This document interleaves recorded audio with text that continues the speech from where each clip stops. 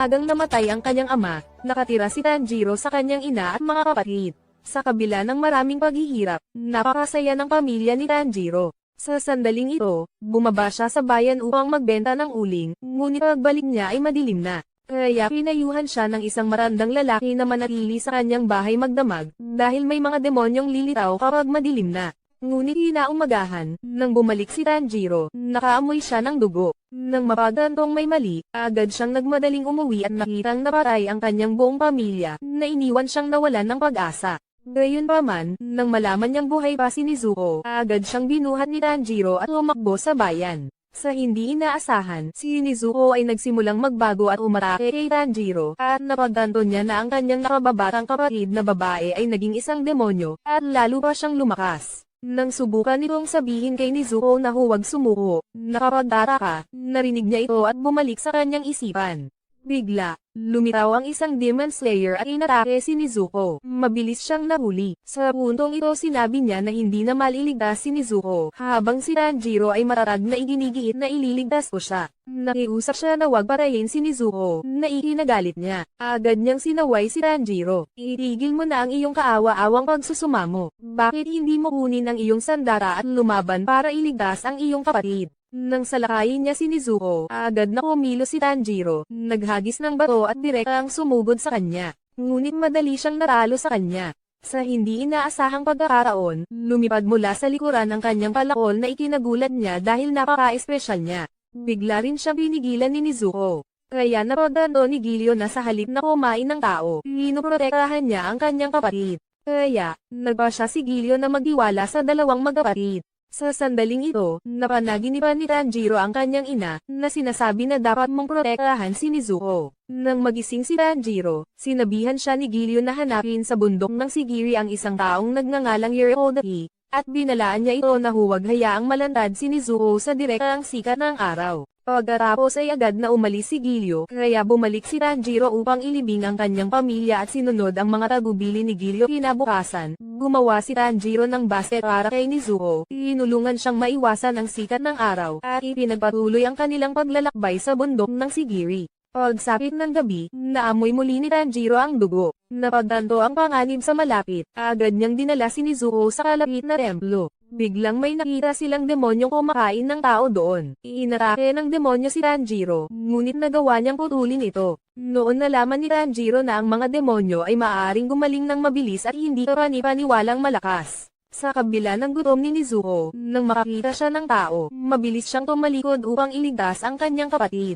Kahit na naputol ang ulo ng demonyo, inatake pa rin ito muli si Nezuko habang si Tanjiro ay hinuhuli ng ulo ng demonyo. Napagtanto na ang kanyang kapatid na babae ay nasa matinding panganib, agad na pinalo ni Tanjiro ang ulo ng demonyo at nagmamadaling iligtas ang kanyang kapatid. Sa hindi inaasahan, nahulog siya sa bangin, ngunit nagawa siyang hilahin ni Nezuko pabalik sa tamang oras. Nang malapit na siyang tapusin ni Tanjiro, lumitaw ang isang marandang lalaki na nakasuot ng maskara. Kinilala ng maranda si Tanjiro bilang isang mabait na tao kaya hindi niya napigil ang pumatay ng demonyo. Biglang, sa pagsikat ng araw, agad na natunaw ang demonyo. Iniwan si Tanjiro sa pagkabigla, nag-aalala sa kaligtasan ni Nezuko. Nang matagpuan niyang ligtas pa rin ito, dali-dali niyang hinanap ang maranda, at nang mapagtantong siya ay walang iba kundi si Urokodake, bigla niyang sinampal si Tanjiro. Inuna ni Urokodake si Tanjiro sa pagiging masyadong mahina at nag-aalangan na pumatay ng demonyo, at ipinaalala niya na wag hayaang saktan ni Nezuko ang mga tao. Sa puntong ito, inutusan ni Urokodake si Tanjiro na sundan siya, ngunit nagulat si Tanjiro sa napakabilis ni Urokodake, na iniwan si Tanjiro na hindi na siya maabutan. Nang makarating sila sa isang bahay sa paanan ng bundok, inihayag ni Urokodake na nagsisimula pa lang ang tunay na pagsubok, dahilan para magulat si Tanjiro. Iniwan ni Tanjiro si Nezuko sa bahay at sinimula ng mga hamon sa tuktok ng bundok. Natagpuan niya ang kanyang sarili na patuloy na nasilo ng mga bitag. Maging ang hangin ay napakanipis kaya hindi siya makahinga. Gayunpaman, mabilis niyang natutunang kontrolin ang kanyang paghinga at nahanap ang kanyang daan pabalik sa bahay, dahil kanina ay nakatanggap si Urokodake ng sulat mula kay Gilyo na humihiling sa kanya na sanayin si Tanjiro. Sa mga sumunod na araw, inialay ni Tanjiro ang kanyang sarili sa pagsasanay. Siya ay naging mas maliksi. Itinuro din ni Urokodake sa kanya ang paggamit ng espada. Sa kalaunan ay ang kontrol sa paghinga upang gamitin ang water breathing technique.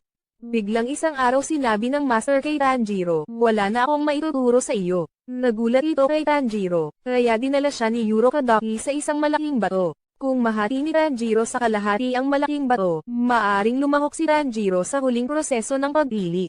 Nang matapos siyang magsalita, umalis siya, naiwan si Tanjiro na mag-isa kasama ang malaking bato. Bagamat naisip niyang imposibleng mahati ang malaking bato, ipinagpatuloy ni Tanjiro ang pagsasanay para dito. Mahigit isang taon na ang lumipas mula nang tuluyang nanghihina si Nezuko, kaya hindi maaaring sumuko si Tanjiro. Biglang sumulpot ang isang binata na nakamasara na may espadang kahoy, inatake si Tanjiro at pinuna rin siya. Wala ka pa rin may natutunan mula sa iyong master, kaya inatake siya ni Tanjiro hanggang sa mawalan siya ng malay. Nang muling magising si Tanjiro, nakita niya ang isa pang babae na nakaupo sa tabi niya. Sa sandaling ito, sinabi niya sa kanya ang kanyang pangalan ay Makomo at ang lalaki ay si Sabito. Pareho silang mga disipulo ni Urokodaki. Mula noong gabing iyon, ipinaliwanag ni Makomo kay Tanjiro kung paano kontrolin ang kanyang paghinga para mapalakas ang kanyang katawan. Kinaumagahan, nagsanay siya kasama si Sabito. Kaya pagkalipas ng 6 na buwan at nagpasya si Tanjiro na hamunin si Sabito sa isang tungdalian. Pareho silang gumamit ng tunay na espada sa laban. Nakapagtataka, si Tanjiro ay nagwagi, inutol ang masara ni Sabito, na nagdulot sa kanya ng malaking kagalakan. Biglang nawala pareho sina Makomo at Sabito, naiwan si Tanjiro na nagulat dahil nahati sa dalawa ang bato sa kanyang harapan. Sa sandaling ito, dumating ang kanyang master. Ipinaliwanag niya na inutusan niya si Tanjiro na hatiin ang bato upang matiyak na ang kanyang disipulo ay hindi kailangang harapin ang kamatayan sa huling pagpili. Pero sa hindi inaasahan, nagawa niya ito. Noong gabing iyon, nagluto ang kanyang master ng masarap na pagkain para kay Tanjiro at binigyan siya ng isang mapayapang masara bilang regalo. Kinaumagahan, habang naghahanda si Tanjiro sa pag-alis, ipinagkatiwala niya si Nezuko sa kanyang master at hiniling sa kanya na ihatid ang kanyang pasasalamat kina Sabito at Makomo. Nagulat siya dahil alam ni Tanjiro ang pangalan ng dalawa niyang namatay na disipulo. Nang marating ni Tanjiro ang huling pagpili, 2 batang babae ang lumapit sa kanya at sinabing maraming demonyo ang binihag dito at kailangan mong mabuhay sa gubat na ito sa loob ng 7 araw. Pagkatapos lamang ay maaari kang maging isang Demon Slayer. Sa pagpasok sa kagubatan, naramdaman agad ni Tanjiro ang amoy ng mga demonyong malapit sa kanya. Nang siya ay inatake, si Tanjiro ay mabilis na gumamit ng water breathing technique na ika-4 na anyo at lipulin sila. Sa sandaling ito, napagtanto ni Tanjiro na ito ay salamat sa Nishiran Sword na ibinigay sa kanya ng kanyang master upang mapatay niya ang mga demonyo, dahil ang mga demonyo ay hindi matatalo ng isang regular na espada. Biglang namutla si Tanjiro nang makita niya ang isang demonyo na may kakaibang anyo, ngunit nang makita niya ang isang binata na nasa panganib, agad siyang sumugod sa demonyo upang iligtas siya. Sa sandaling ito, kinikilala ng demonyo si Tanjiro bilang isang disipulo ni Urokodaki.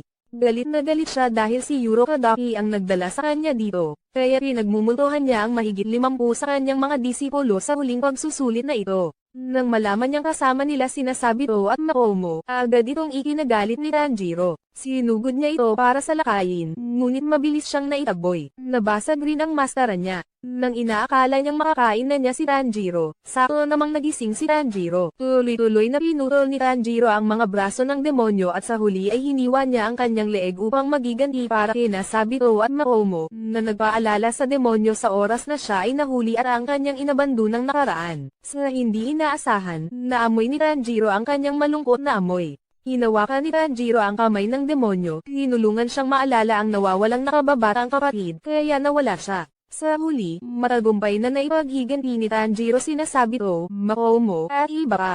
Sa mga sumunod na araw, patuloy na tinanong ni Tanjiro ang mga demonyo kung paano gawing tao si Nezuko, ngunit walang resulta. Sa wakas, napagtagumpayan niya ang 7 araw na pagsubok. Pagkatapos ay natuklasan ni Tanjiro na sila ay 4 na tao lamang, at 2 babae ang nagsiwalat na sila ay naging mga Demon Slayers at ipinakalat ang balita sa lahat sa pamamagitan ng isang uwak. Ngunit ang binatang ito na may blonde na buhok lamang ang nakaranggap ng isang ibon. Biglang nagalit ang lalaking ito, inutusan niya ang dalaga na ibigay agad sa kanya ang nisher at espada, ngunit pinigilan sila ni Tanjiro. Sa huli, ang 2 batang babae ay nag-alok ng metal sa lahat para magpanday ng mga espada para sa kanila. Kinagabihan ay umuwi si Tanjiro. Nang magising si Nezuko, nagdulot ito sa kanya ng matinding kagalakan dahil narinig niya na baka hindi na ito magising muli. Nang gabing iyon, ikinwento ni Tanjiro ang lahat sa kanyang master. Sa puntong ito, sinabi niya kay Tanjiro ang dahilan kung bakit natutulog si Nezuko ay upang palitan ang enerhiya sa halip na kainin ang laman ng tao, at sa hinaharap ay kailangan niyang labanan ang mas malalakas na demonyo. Karamihan sa kanila ay may dugong demonyong sining. Nangunguna sa kanilang lahat si Muzan. Siya ang pinakaunang demonyo, ang nagmasaker sa pamilya ni Tanjiro. Siya lang ang nakakaalam kung paano gawing tao si Nezuko. Pagkalipas ng 15 araw, ang espada ni Tanjiro ay naihatid ng panday na si Hotaru. Ipinaliwanag ni Hotaru na maaaring magbago ang kulay ng espada ayon sa gumagamit, at sa hindi inaasahang pagkakataon, naging itim ang espada ni Tanjiro, na ikinagulat nilang dalawa dahil hindi pa ito naging itim noon. Biglang dumating ang isang uwak, na naghatid ng unang misyon ni Tanjiro sa isang nayon sa hilagang kanluran. Dahil maraming batang babae ang nawala, sinimulan ni Tanjiro na suotin ang uniforme ng Demon Slayer at binigyan din siya ng kanyang amo ng isang kahon na gawa sa kahoy upang matiyak ang higit na kaligtasan ni Nezuko. Kaya nagpaalam siya kay Urokodaki, at sinimulan ang kanyang paglalakbay. Sa sandaling ito, nakarating na si Tanjiro sa nayon. Natagpuan niya si Kazumi. Ang kanyang malapit ng maging asawa ay kinidnap lang kagabi at pinalo siya ng husto ng kanyang ama. Si Tanjiro, na nakaramdam ng amoy ng mga demonyo, ay nagsimulang subaybayan ang kanilang mga bakas. Sa pagsapit ng gabi, nang mahuli ng demonyo ang isa pang batang babae, agad itong naramdaman ni Tanjiro, kaagad siyang tinulungan. Sa puntong ito, naamoy ni Tanjiro ang demonyo sa ilalim ng lupa. Kaya agad siyang naglunsad ng isang pag-atake, na nagpasakit sa demonyo at nailigtas ang dalaga. Sa sandaling itinaas niya ang kanyang ulo, tumakas siya, kaya patuloy na naramdaman ni Tanjiro ang paligid. Nang malapit na siyang umatake, sa hindi inaasahang pagkakataon, agad na sinakop ng 3 demonyo si Tanjiro. Ngunit agad niyang ginamit ang ikawalong anyo, inutol ang kanilang mga kamay, na naging dahilan upang hindi sila komportable, at agad na sinisi ng demonyo si Tanjiro na sinira ang kanyang masarap na pagkain. Kaya tinanong siya ni Kazumi tungkol sa kinaroroonan ng kanyang hindi pa kasal na asawa. Nang makita ang koleksyon ng mga demonyo at napagtanto ni Tanjiro na nakakonsumo siya ng isang malaking bilang ng mga tao, kabilang na ang minamahal ni Kazumi. Galit na galit si Tanjiro at sinimulan ang pag-atake. Nang siya ay tinambangan, agad na sinipa ni Nezuko ang demonyo sa leeg, na ikinagulat ng mga demonyo sa hindi inaasahang pagkakataon, isang Demon Slayer at isang demonyo ang nagsama. Sa sandaling ito, malumanay na tinatrato ni Nezuko ang mga tao, dahil bago umalis si Urokodaki ay binighani si Nezuko, na ang mga tao ay kanyang pamilya at ang mga demonyo ay mga kaaway. Nang salakayin niya ang mga demonyo, tumakas sila. Biglang umatake ang isa pang demonyo, kaya hiniling ni Tanjiro kay Nezuko na protektahan sila at haharapin niya ang natitirang dalawa sa kanila. Sa puntong ito, tiwala sila na mahihirapang gumalaw si Tanjiro sa kanilang latian, ngunit nagkamali sila. Gayunpaman, si Tanjiro ay nagsanay ng husto at ang kapaligirang ito ay nagbibigay daan sa kanya na ilabas ang buong lakas ng kanyang water breathing technique. Kaya matagumpay na natalo ni Tanjiro ang mga ito, at napakalakas din ni Nezuko, na madaling durugin ang natitirang mga demonyo, na nagpaisip sa kanya na tiyak na nakakonsumo siya ng malaking dami ng dugo. Kaya ang demonyo ay determinado na talunin si Nezuko, ngunit si Tanjiro ay namagitan sa oras, na pinipigilan siyang kumilos dito. Napagtanto na ang kanyang dalawang dim-witted teammates ay natalo, ang demonyo ay nagalit. Nang tanungin siya ni Tanjiro tungkol sa impormasyon tungkol kay Muzan, natakot ang demonyo dahil hindi niya maihayag ang anumang bagay tungkol kay Muzan. Nang desperadong inatake niya si Tanjiro, agad siyang natalo ni Tanjiro. Sa sandaling ito, napansin ni Tanjiro na natutulog lang si Nezuko upang mabawi ang kanyang lakas, na nagbibigay sa kanya ng ginhawa. Habang si Kazumi ay nasa matinding paghihirap sa pagkawala ng kanyang hindi pa kasal na asawa, sinubukan siya ni Tanjiro na aliwin. Sumigaw si Kazumi na wala siyang naiintindihan, ngunit nang makita ang mga tingin ni Tanjiro, napagtanto na naranasan niya ang isang bagay na mas nakakatakot kaysa sa kanyang sarili. Kasalukuyang nag-aalala si Tanjiro kung paano mahahanap si Muzan. Inayuhan siya ng uwak na pumunta kaagad sa Tokyo. Pagdating sa Tokyo, para siyang batang tagabayan sa malaking lungsod, manghang-mangha sa lahat. Habang kakain na sana siya ng isang mangkok ng noodles ay agad niyang naamoy si Muzan kaya agad niya itong hinabol. Sa sandaling ito, natagpuan na siya ni Tanjiro. Nang malapit na siyang umatake, natuklasan niya na naglalaro si Muzan ng laro ng pamilya, na hindi nagawang umatake ni Tanjiro. Biglang ginawang demonyo ni Muzan ang isang dumaraan upang magdulot ng kaguluhan at makatakas. Nainiwang walang magawa si Tanjiro dahil hindi niya kayang iwan ang binatang ito upang habulin si Muzan. Tumakbo ang mga pulis para arestuhin si Tanjiro. Sa hindi inaasahang pagkakataon, tinulungan siya ng isang babae. Ipinahayag niya na isa rin siyang demonyo at gustong sirain si Muzan. Samantala, iniuwi na ni Muzan ang kanyang asawa at anak at balak niyang bumalik para harapin si Tanjiro. Nang matuklasan ang pares ng Hanafuda na hikaw ni Tanjiro, nakapareho ng taong muntik nang pumatay sa kanya. Sa hindi inaasahang pagkakataon, nakasalubong niya ang isang grupo ng mga lasing na nakaharang sa kanyang dinadaanan, kaya mabilis niyang hinarap ang mga ito at inutusan ang kanyang mga nasasakupan na pumunta at alisin si Tanjiro. Pagbalik ni Tanjiro sa noodle shop ay agad siyang pinagalitan ng may-ari ng tindahan. Bilang tugon, mabilis siyang kumain ng 2 mangkok ng noodles na ikinatuwa niya. Sa kanyang pag-alis, muli niyang nakasalubong ang lalaking ito, na dinala ang dalawa sa lugar ng doktor.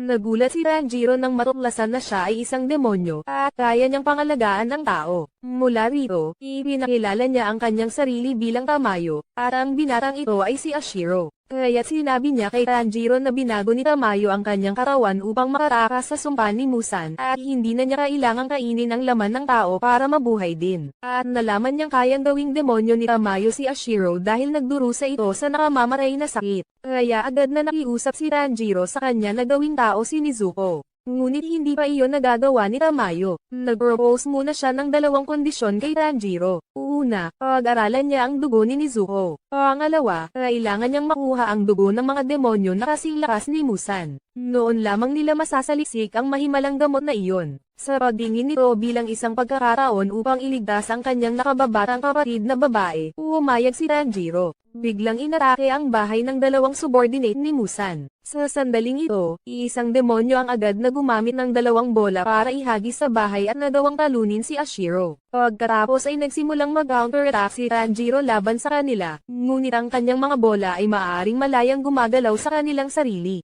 Samantala, nakabawi naman si Ashiro. Sa sandaling ito, sinabi niya na siya ang 12 buwan ng demonyo, isa sa pinakamalakas na 12 subordinate na demonyo ni Muzan, at nagpalaki pa siya ng 6 na karagdagang braso, na ikinagulat ni Tanjiro. Ipinagpatuloy niya ang kanyang pag-atake sa kanila. Nang si Tanjiro ay nahaharap sa kahirapan, agad siyang binigyan ni Ashiro ng isang talisman, na tinulungan siyang makita ang mga arrow na kumokontrol sa mga bola.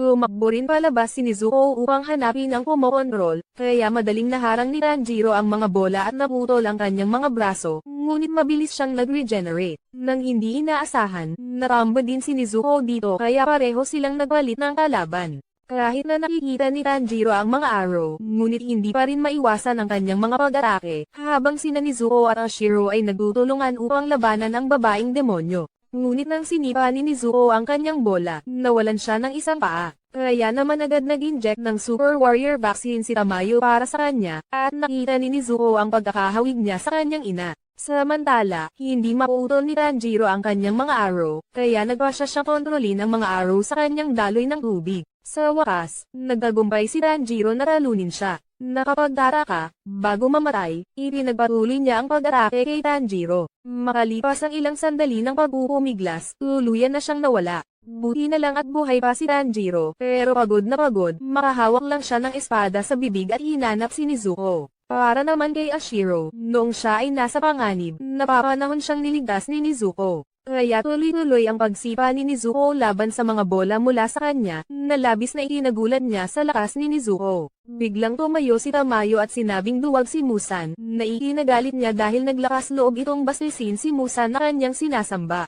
Ngunit sa hindi inaasahang pagkakataon ay na-hypnotized siya sa halimuyak ni Tamayo upang maibunyag niya ang sikreto ni Muzan, dahilan upang siya ay maparay sa sumpa ni Muzan. Sa sandaling ito, ipinalam ni Tamayo kay Tanjiro na hindi siya isa sa 12 Demonmon, dahil ang 12 Demonmon ay nakauki sa kanilang mga mata at ang mga demonyong ito ay masyadong mahina, na ikinagulat ni Tanjiro dahil sila ay mga mababang antas ng demonyo, ngunit nagawang bigyan siya ng isang mahigpit na laban. Nang makitang malakas pa rin si Nezuko sa puntong ito, gumaan ang pakiramdam ni Tanjiro at niyakap ni Nezuko si Tamayo at Ashiro ng mahigpit, na ikinagulat niya dahil kahit demonyo ang mga ito ay tinuturing pa rin niyang pamilya niya ang dalawa, kaya tuwang-tuwa siya.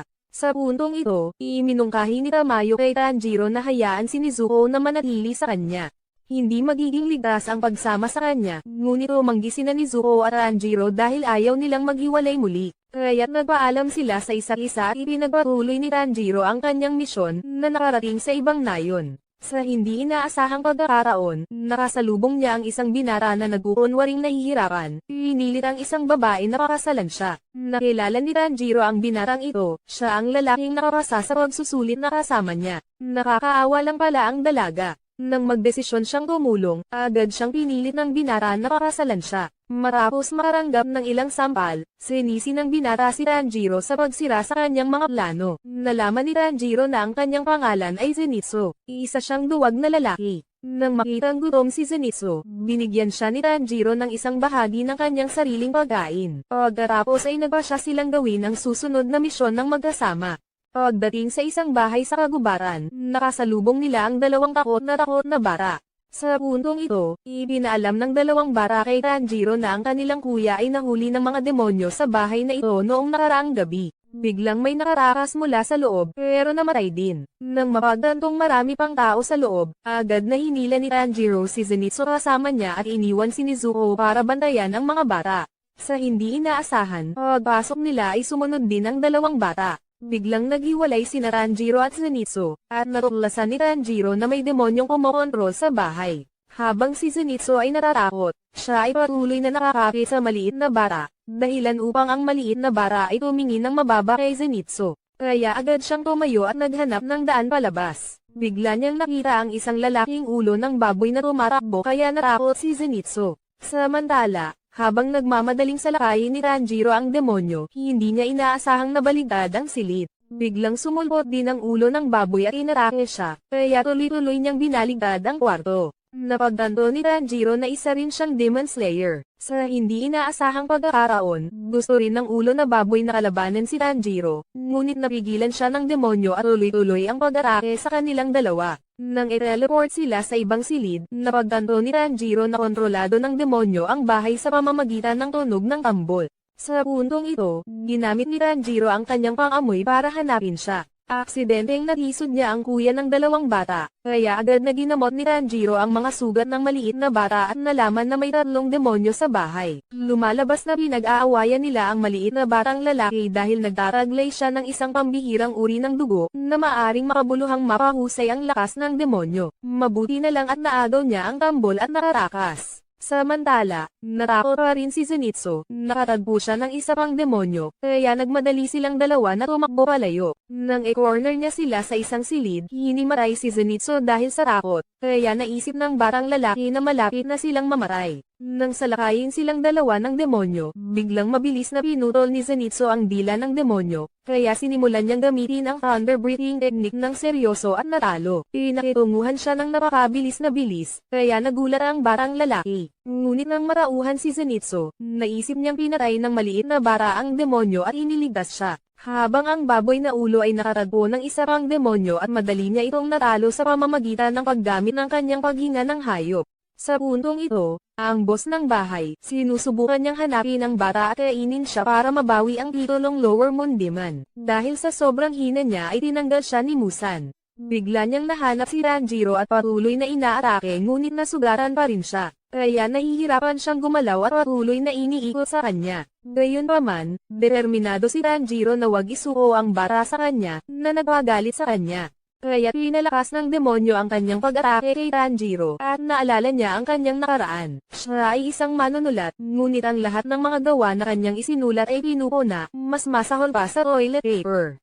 Habang si Tanjiro ay patuloy na iniikot, ngunit pilit pa rin niyang umiwas ng hindi natatapakan ng kanyang mga gawa na itinagulat niya. Kaya sinimulan ni Tanjiro na pagsamahin ang kanyang mga footsteps sa kanyang hininga, inaabot at hinalo siya. Bago mamatay, pinuri ni Tanjiro ang kanyang Blood Demon art bilang napakahusay, na ikinagulat niya na may pumuri sa kanyang talento. Sa sandaling ito, hindi nakalimutan ni Tanjiro na kunin ang dugo ng demonyo para ipadala sa pusa ni Tamayo para sa pagsasaliksik. Pagkatapos ay dinala ni Tanjiro ang mga bara sa labas. Gayunpaman, sa sandaling lumabas siya, nakita niya ang ulo ng baboy na umaatake kay Zenitsu upang protektahan ang kahon ni Tanjiro. Alam niyang napakahalaga nito sa kanya dahil napakasensitibo ng pandinig ni Zenitsu at naririnig niya ang lahat. Alam na may demonyo sa loob ng kahon ni Tanjiro mula pa noong una, ngunit pinili pa rin itong protektahan mula sa lalaking ulo ng baboy. Nang sasalakayin na ng baboy na ulo si Zenitsu, na ikinagalit ni Tanjiro, agad itong sumugod para suntukin at baliin ang tatlo sa kanyang tadyang, kaya agad nitong inatake si Tanjiro. Sa puntong ito, napagtanto ni Tanjiro na kahawig siya ng isang mabangis na hayop at kahit anong sabihin nila, hindi siya titigil.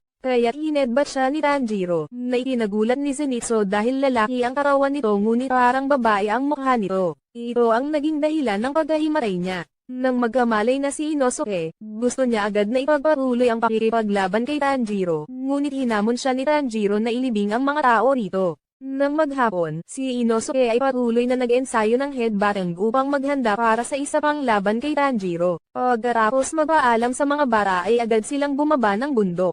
Sa oras na ito, pinilit ni Inosuke na hamunin si Tanjiro sa isang away, kaya nabuo ang trio ng mga komedyante.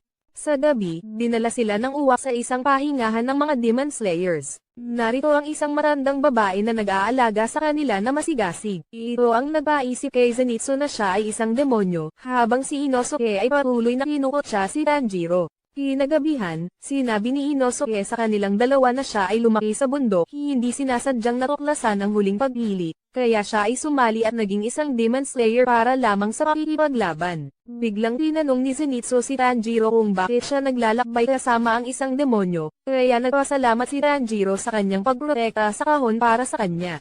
Sa sandaling ito, lumabas din si Nezuko, na nagparakot kay Zenitsu, ngunit nang makita siya, agad na nagalit ang lalaki at sinisi si Tanjiro dahil nagbuhos siya ng dugo upang protektahan ang kahon upang hayaang magtago si Tanjiro kasama ang isang babae. Ngunit nang malaman niyang si Nezuko ay nakababatang kapatid ni Tanjiro, agad na tinanggap ng binata ang pagiging bayaw. Sa puntong ito, gumaling na ang mga sugat ng tatlo, kaya ipinagpatuloy ng uwak ang misyon sa buong grupo na pumunta sa bundok na Ragumo. Nagpaalam sila sa matandang babae at umalis. Pagsapit ng gabi ay nakarating silang lahat sa paanan ng bundok at natuklasan nila ang isang sugatang Demon Slayer, ngunit agad itong nahuli at hinila pabalik sa loob. Habang si Zenitsu ay labis na natatakot, si Tanjiro at Inosuke ay tumakbo sa bundok. Sa sandaling ito, natuklasan nila na maraming sapot ng gagamba sa bundok. Biglang nakita ni Tanjiro ang isa pang Demon Slayer at nalaman na 10 tao ang ipinadala para dito. Sa hindi inaasahang pagkakataon, sila ay kinokontrol ng demonyo para umatake at pumatay sa isa't isa at sila ay nahuli ng mga demonyo. Ang lalaking ito lang ang nakatakas. Sa Demon Slayer Corps Headquarters sa sandaling ito, napagtanto na ang kalaban ay 12 Demonmon, kaya nagpadala sila ng 2 pillars upang harapin sila, na sina Giyo at Shinobu. Si Zenitsu naman, inilabutan pa rin siya. Napagtanto na isinama ni Tanjiro si Nezuko, kaya naman agad na hinabon ni Zenitsu si Tanjiro anuman ang kanyang takot. Sa sandaling ito, habang napapalibutan si Tanjiro, nagpasya siyang lalaban siya sa kanila at natuklasan ni Tanjiro na kinokontrol sila ng mga thread. Kaya tumulong din si Inosuke sa pagputol ng mga sinulid na iyon. Napagtanto na ang maliit na gagamba ay ang nagpakawala ng puppeteer, kaya nagpasya siyang hanapin ang kumokontrol sa kanila. Sa hindi inaasahang pagkakataon, may lumitaw na ibang tao. Sinabi niya, papatayin kayong lahat ng aking ina. Pagkatapos nun, umalis na siya. Samantala, pinakawalan ni Inosuke ang kanyang paghinga ng hayop upang mahanap ang lokasyon ng Demon Controller. Nang matuklasan niya ang kanyang lokasyon, hinawakan ni Mirada ang mga taong narito upang payagan sina Tanjiro at Inosuke na tumakbo sa kanyang lokasyon. Bigla silang hinarang ng isa pang babae. Tungkol naman sa ina ng demonyo, sa sandaling ito ay dumating si Rui at sinabihan siyang mabilis na tapusin ang lahat. Kung hindi, ipapaalam ko kaagad kay ama, dahilan para matakot siya at sumunod. Kaya patuloy niyang kinokontrol ang batang babae upang salakayin si Tanjiro.